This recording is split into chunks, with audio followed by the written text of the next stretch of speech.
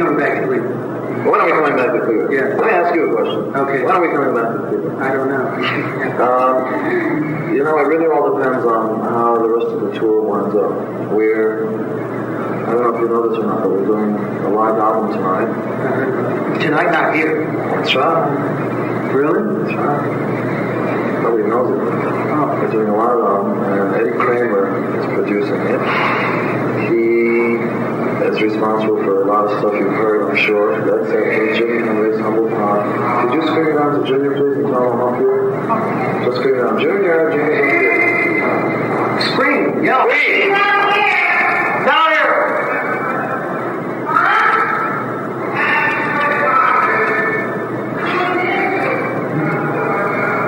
You think we can do it after the show? I guess we have to.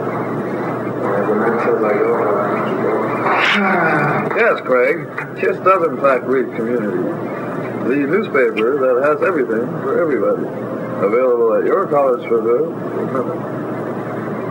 Are you really gonna ask me that question? We About coming back to Cleveland? we just got here. I know. And you're talking about next time? Hey, I dig you, all right? I want to know when you're coming back.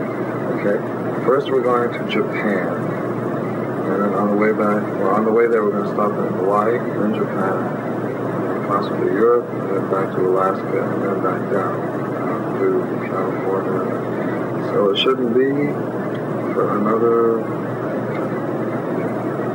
I do not have a New York accent. It shouldn't be for another, at least 2 months, I would say. 2 months? At least 2 months. Okay. But, The last time you were here was like a year ago. that's right, yeah. Since then we've been to Alaska twice. We've been to California, Texas, any one of the states. Name a state. I'm sure you can. Idaho. Idaho. Been there. Nevada. Sure. We did 2 shows in Las Vegas at the Sahara Hotel. So, but anyway, it took a year for you to come back this time, but it won't take a year the next time. Well, listen, Paul, we've only been around a year and a half. Yeah, I know. Yes, ma'am. Is Blondie doing the interview also? Well, she'll throw in short comments, but I'm doing it here. Can I go to the next question? Are we going to keep to the questions, or can we just kind of keep? We can kick around. If we got the time, we'll kick around. Do you know that your illustrious write-ups of the group have made their way into my permanent scrapbook? I didn't know that, but I'm glad that it... Yeah, I really collect this stuff. Somebody's sending us copies in the office. Yeah. I've been stealing it. That's cool. I think we have a clipping service. Do you send your newspaper to anybody? Copies went to Casablanca. Good. Well, that's probably where we got them. Okay. What do you got? Okay. What parts of New York City is everybody from? And it's a 2-part question. And Okay. what was everybody doing before KISS was born? All right. That's kind of a multifaceted question. Everybody is from different parts of New York, and everybody's lived in different parts at various different times. Paul, Stanley, and I are both from one of the 5 boroughs of New York City called Queens. It doesn't mean that we're Queens or anything like that. No West Queens. Peter, Criss is from Brooklyn, and Frehley is from the Bronx. And at various times, each of us has lived for short periods of time in any one of the other boroughs. And I think a lot of people probably don't realize how big that place is. Just to give you an idea, population-wise, it's close to 10 million now. And that's in a square area of... There ain't even quite a million here. 50s, yeah. It's not even 50 miles. It's 10 million people just running around, looking at each other. It's a big place. Okay, so what was everybody doing before KISS was born? Oh boy, that's crazy. Everybody was trying to figure out how to become famous, just like everybody else is doing. I'm sure you're doing the same thing right now. You want your name to be remembered, which is why you're writing for the newspaper, so that everybody can know who Craig is, right? Yeah, I guess so. Nobody hates that. People painted their cars and stuff. So everybody was trying to do different things at various different times. I was working in the daytime and rehearsing at night. I was working for a government project, believe it or not. research and demonstration, something to do with mishandling government funds and finding out where monies are going to, situations like that. And that was, giving me my $150 a week, which enabled me to live for, as long as the band was rehearsing. We had a lot of bills and stuff. And Paul has done various things. He's been a sandwich maker, and you have to be very good to be in New York because you're dealing in a fast food situation where a lot of people are walking in and out, and you've got to make those sandwiches exactly. Yeah, I see. I got a lot of questions. I got a lot of questions, and I got 60 I'll make them quick. Paul has done various things, sandwich maker, taxi cab driver, all kinds of things. But you probably were all in other bands, little bands before you were in KISS, right? Yeah, nothing that you've ever heard of. Yeah, I'm sure, but how long were each of you in bands before KISS came out? Everybody was in probably a year or 2 or 3 or so. Everybody's been playing an instrument in or out of bands for, 5 or 6 years. Peter's been playing the longest. Peter, our drummer's been playing 10 years at least, 10 or 11 years. Somehow you all just found each other. No, it didn't happen like that. Paul and I had been in an older group that had kind of opened up doors. We had people interested in us. And the situation didn't work out too well. They didn't want to put on a flashy show, and so we fired them. So that's a blunt situation. And then we looked around for people, and Peter had an ad in the Rolling Stone. We called him up. He worked out. And then we rehearsed as a trio for a while. Am I going fast enough? We rehearsed as a trio for a while, and then Ace was picked out of everybody else, and thus was born. Okay. Well, it's good that you're talking. It's good that you're talking. Yeah. I'm in the middle of an interview. 20 minutes to go? You're shitting me. Okay, I'll be ready. See ya. Get through these as fast as we can. Okay? I'll do it. Go ahead. Okay. Try to short words as you can. Now, we're talking about a song. Was Rock and Roll All Night created to be KISS's anthem, or did it just happen that way? Yeah, we actually sat down and tried to make a single and write a song that pretty well summed up what we felt. A straight ahead rock and roll song, short, nothing fancy. Okay. Was Rock and Roll All Night expected to do as well as it is, and does the fact that you changed producers and engineers for Dress to Kill have anything to do with the singles and albums' greater and wider appeal? Okay, what I'm getting across is, Rock and Roll All Night is doing pretty good as a single right now. It's in the 50s in the charts. Yeah, well, right here in Cleveland, it's in the top 20. Is it really? Yeah, and I was, and now when we go to the album itself, Dress to Kill, it's all together. There's a lot of potential for singles on that album. I mean, almost anything. You know where that is? Do you know where that is nationwide? I know that where. 32, 35, and 38 in the chart. I noticed that you had changed producers, especially, and engineers for that album. And I was wondering if that might have had anything to do with the fact that it's a better... Yeah, I think so. This last album, Dress to Kill, was produced by the group and by a record company person. Right. And it's just, we've gotten to the point now where we know what we want, and we got it done on vinyl. Everybody knew what we wanted.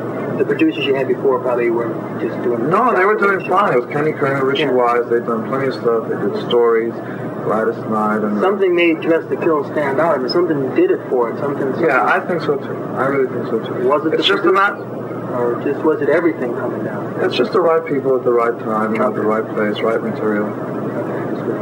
What does each face signify? They all do signify something. Yeah, the only thing that they signify is each individual's fantasy kind of trip. I hate that word, trip. That's really it.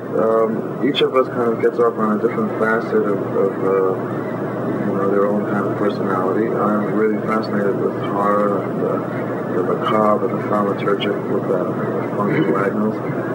And that's the thing that really gets me off. Peter really likes cats, and Paul is really kind of, wild, and he's really looking for kind of sexual identity. Hi, Paul. With a star?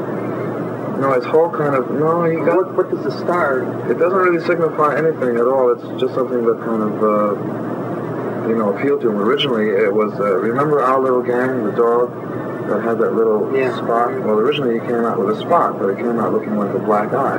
So the natural thing was, to make something out of the black around his eye. And aside from that, it's kind of very, his personality stage-wise is very amorphous. I mean, it doesn't really have a definite kind of situation. It just kind of flutters around on stage and locks it up. Okay, what about Ace? His friend? Ace is really associated, really kind of intrigued with space and, the whole Eric Donick and Charity of the Gods situation. And he, believes in it a little bit more than the rest of us do. A whole lot in a lot of your albums, there's a lot of songs about women all the time. Yeah. Very much so on this Dress to Kill album. But these women, to me, they come across to me, the women you're talking about in these albums, I get them in Dress to Kill, I get the impression they're groupies. That makes it stand out from the other women songs on the other albums. I mean, why was it that you decided to have this kind of thing dominate the Dress to Kill? We started to tour more and more, and we started to have plays more and more. Let me show you my list. No.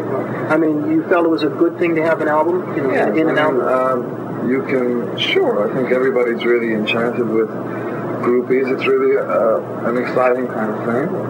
It doesn't take a hell of a lot of money to be a groupie. You don't have to go to school. You just have to be willing to please.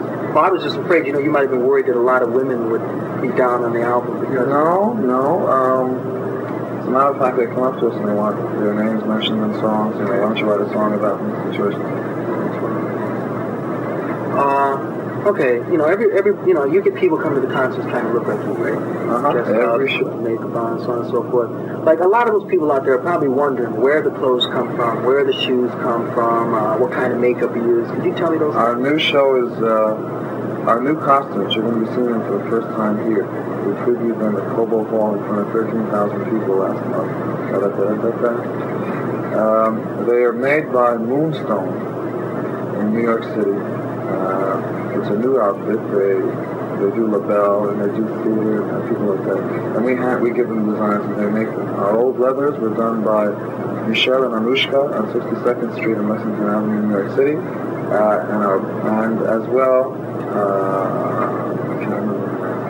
our boots are done by Ananya Brothers, 46 West, 46th Street, New York.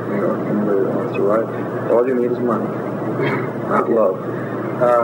They cost a lot, the clothes and the shoes, right? Yes. Clothes, how much are the clothes? Each one of our outfits is about $1,000. We have 3 each. The shoes, as you told me, are anywhere between $100 to $200. No, they're closer to 3 and 4. Closer to 3 and 4. Okay, what about the makeup? What kind of makeup do you use? We use Steins, Frank, and No, we use Steins makeup. Steins black stick, Steins crown white, Steins, basically Steins through and through. The other thing is we use black diamond, Maybelline, black diamond, eyeliner, waterproof to do the design on our faces, and then we fill them in. And each one of us does a kind of a variation. I use Johnson's baby powder to kind of make the makeup non-sticky, and different people use different things. I read somewhere right here in Cleveland that you did a live album in Detroit's Cobo Hall, but we did. Why are you doing another one here? We wanted better. You didn't like? No. It didn't come out as well. Would this be the next album? Yes. You know when it'll be released? Probably within the next 2 months. Probably by the time we come back. We don't know what it's going to be called. Here's a heavy question. It's going to be a double album, though, and there's going to be one side of new material as well, so it'll be 3 sides. Go ahead. There's 2 questions here. Yes, go ahead, Craig. 2 questions, though.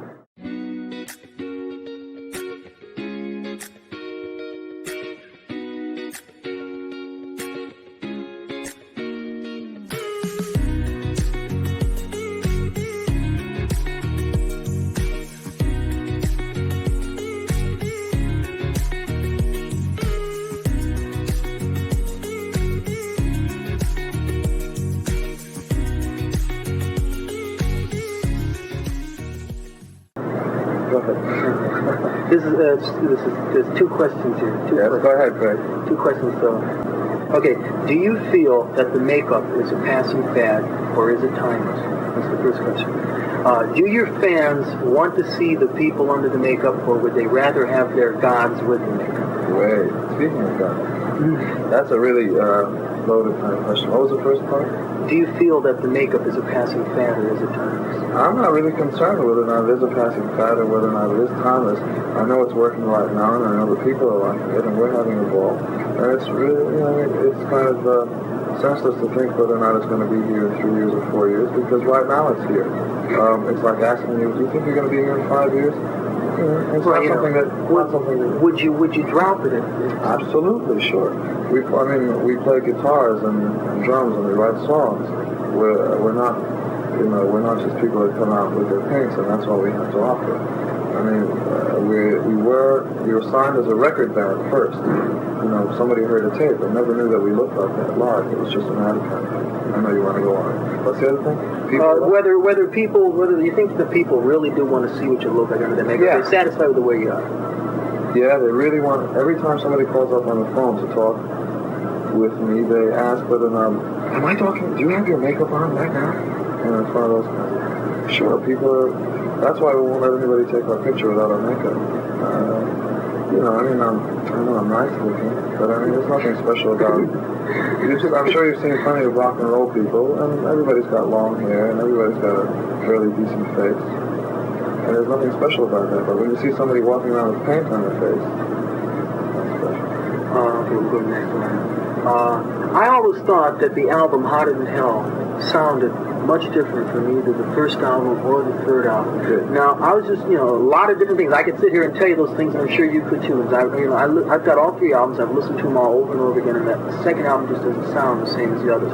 Now, okay, this is sort of like 2 questions. Just how popular is KISS in Japan, and was Hotter Than Hell made to be more adaptable to the Japanese market? I was perhaps thinking that maybe the reason it sounded different maybe you were aiming it for the Japanese. We're a lot more popular in Japan than we realize. We keep getting Japanese magazines. And that happened way before, it happened right after the first album. They really picked up on the kabuki makeup, and we never even thought of it as, that. It just happens to be something that fits their kind of, historical stuff. The other thing is that the reason why we did the graphics on the second album is just because it appealed to us. It's something, you put an album out and it's got Japanese writing, and people say, gee, why did you do that? But still, that Hotter Than Hell, the whole album really just doesn't sound the same as the first album. I know.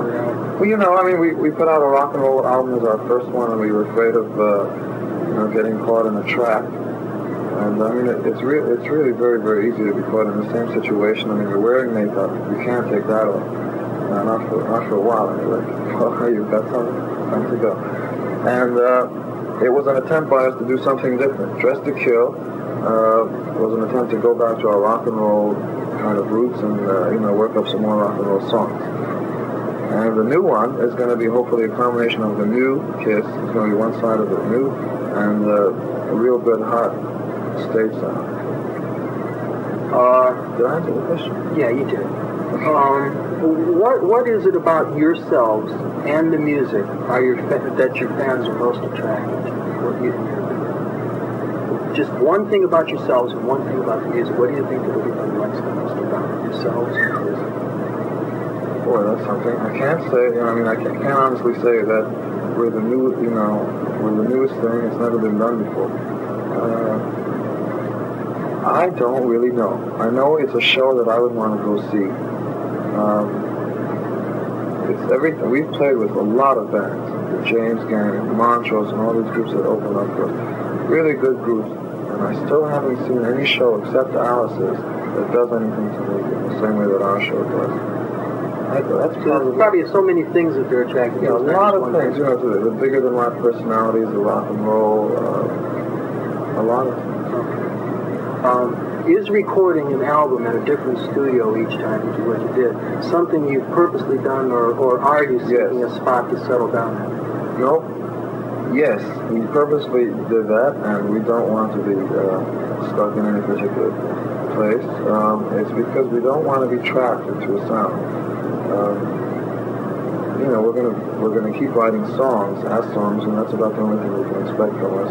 We won't put out a country and western album, but on the same hand, every album will have its own kind of distinctive sound.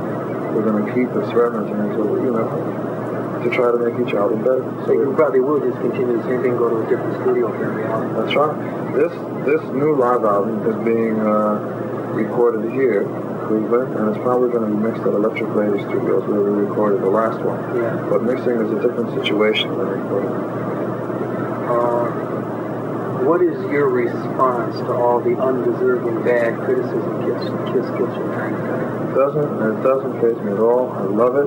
I don't care what anybody says about the group, just as long as they keep talking about it. It doesn't matter at all. The Grand Funk, when they started out that first year, was complete bad press, and it made them bigger than life. Sure, I don't care. Talk about it. Whatever you say. Who or what are your audiences? I don't know. I can honestly say I don't know. The only way I can answer that is our audiences are the people that show up and buy the tickets and go, They aren't any, you wouldn't say you would put in the category of this kind of person. The only thing I can say is there are all sorts. Okay, there are more of them that are white than black. More of them are younger than older. I think more of them are under 20 than over 20. And that's about as specific as I can get. Because, you're an exception to the rule yourself, aren't you? How old are you? 20. See? I'm 25, and I'm a great fan of you. What cities are you most popular in? The biggies. The big cities. L.A., Detroit, New York, Atlanta, Georgia. You play at that particular club there all the time. I saw that on the gig thing. The Electric Ballroom. Now, that was when we were starting out. That's a old 1,500 seater hall.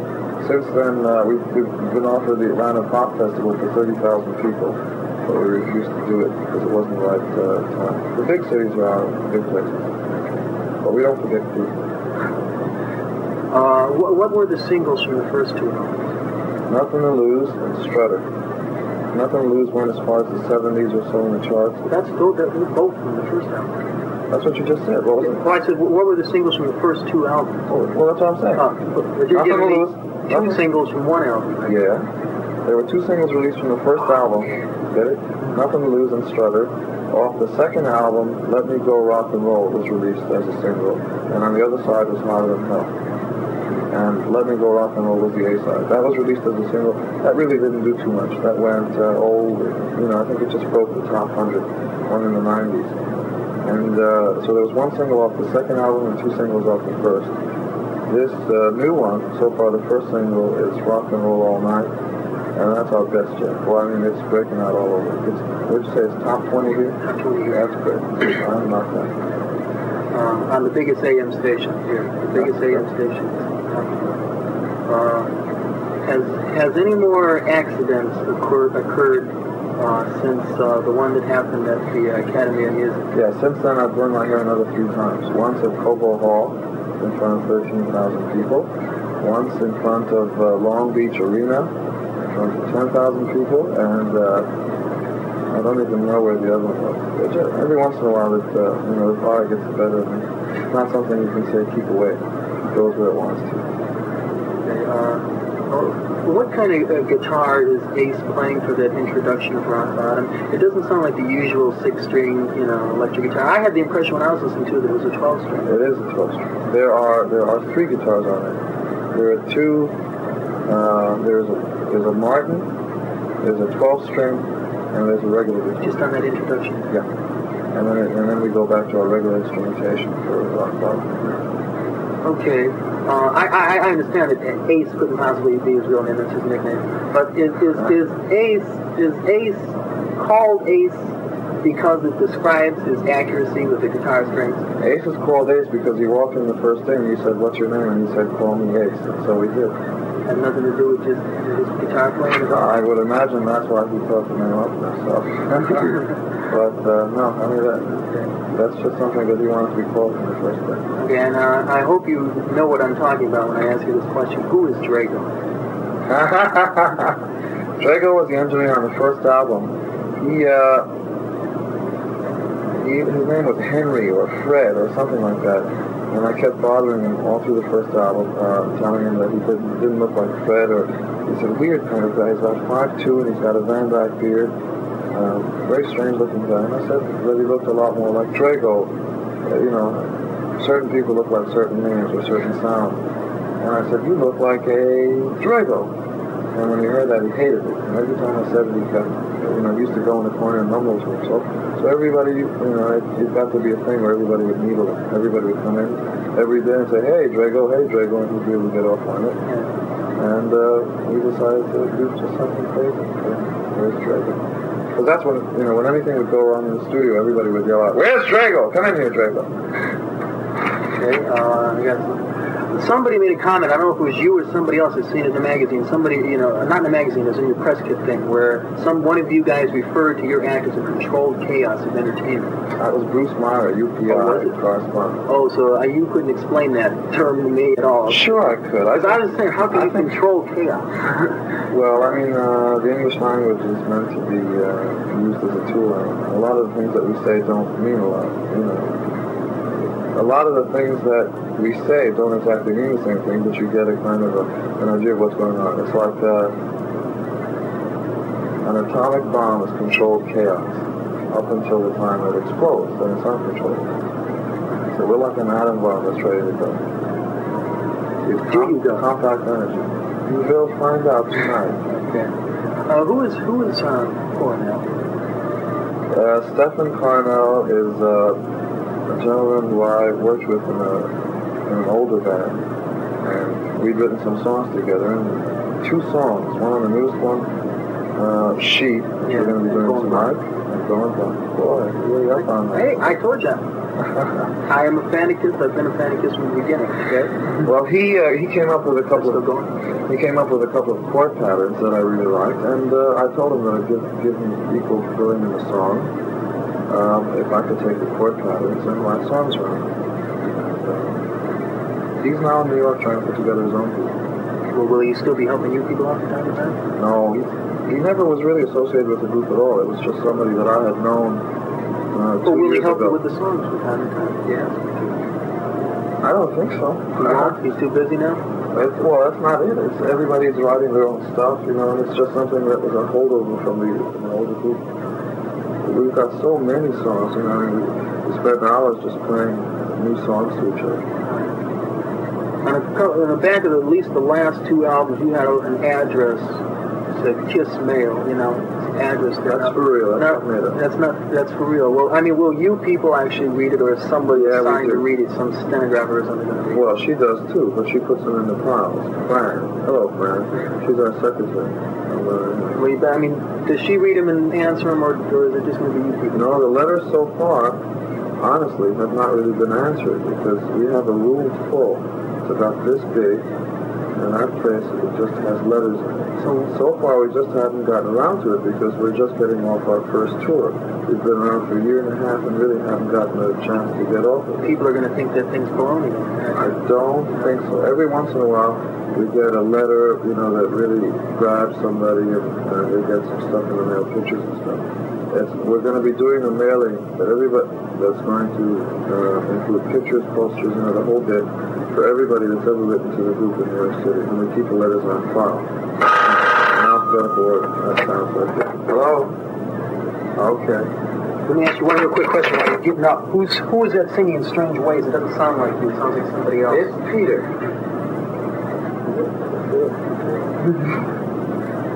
Thanks, guys.